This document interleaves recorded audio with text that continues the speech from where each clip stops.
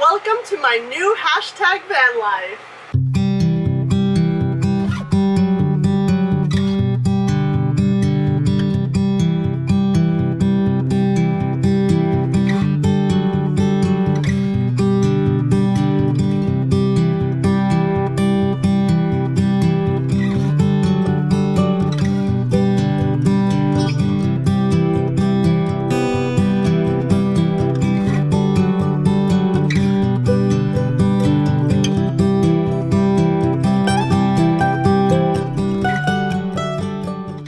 We've rented a Sunline Solaris Airbnb camper.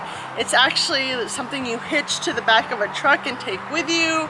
This one is permanently here next to the house of the people renting the Airbnb, and it has the water and the electrical connection, so you get all the comforts. And I'm really excited to show you inside, so come on. Hello, and welcome to my temporary tiny home.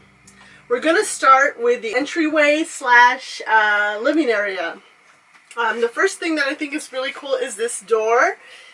It's just a normal door, but there's this part that comes out that gives you a screen door if you want to let some fresh air in. If you don't want to deal with two doors, it all clicks together and you can just keep it closed. Right now it's really hot outside, so I'm going to keep it closed. So the living area is pretty open if it didn't have all our luggage and stuff. Right now we're just too lazy to unpack and put it all into the cabinets, but there's plenty of cabinetry for putting things away. Starting with these two. Overhead area. Some board games here. And we have these little lights all over the van, which are really great when it gets dark. You'll see more later.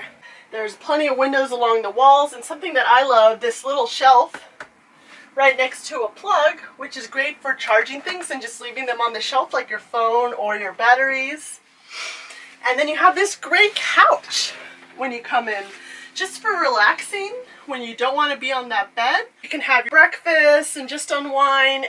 It's long enough to lay out completely, and it actually folds out into a guest bed.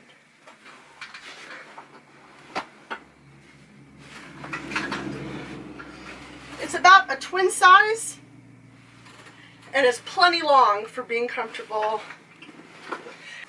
And then you just pull it up, pull the top, and you got it back down. You can see there's a little shelf here with some cute little knickknacks and some pictures.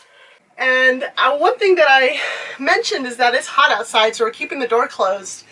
There's actually an air conditioner that I'll show you in a minute, but we also have some vents here with screens that are great for letting fresh air in and adding a cross ventilation if you didn't have enough power for the air conditioner.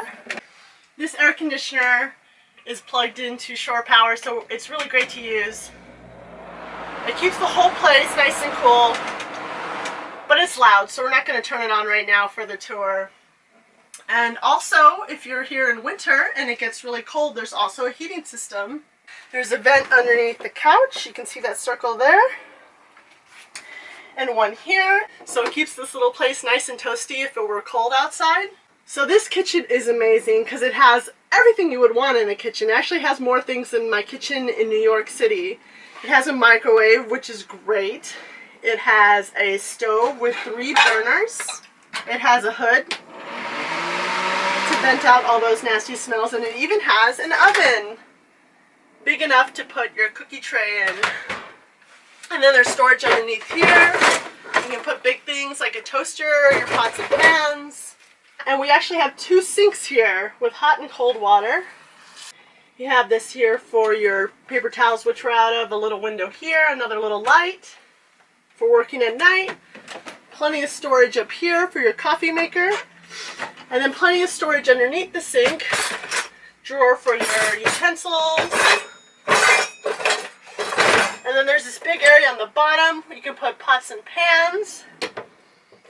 One thing that's really great about this kitchen, it may look pretty small and look like there's not a lot of work surface, but it actually has this lagoon table where you can do all your food prep and cutting.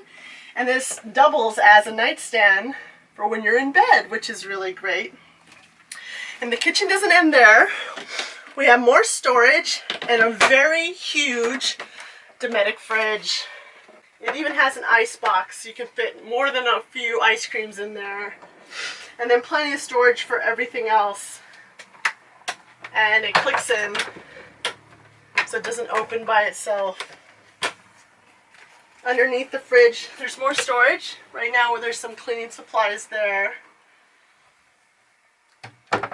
Now let's move to the bathroom. As part of the bathroom, we have a second sink with hot and cold water. A little light up here. A vanity mirror. And storage underneath the sink for your toiletries. And a full bathroom. Now right now the bathroom's being used for storage. We've actually been using an outdoor shower and an outhouse that I'll show you later to use the bathroom. But you can see in here there's actually a place for a toilet and a full shower, and then there's another vent up there too. So it's a really great little bathroom. I'm actually using these towel racks to dry my clothes right now. I did some washing. So yeah, even if you don't use that, that's tons of extra storage. You can see we have some shelves here. Great little bathroom. More lights. Another mirror for getting ready. And then that takes us to the bedroom. So one thing that's amazing is you have more storage here. Right now it has kitchen supplies. It could also be a closet. There's another closet over here where you can hang clothes or put shelving in.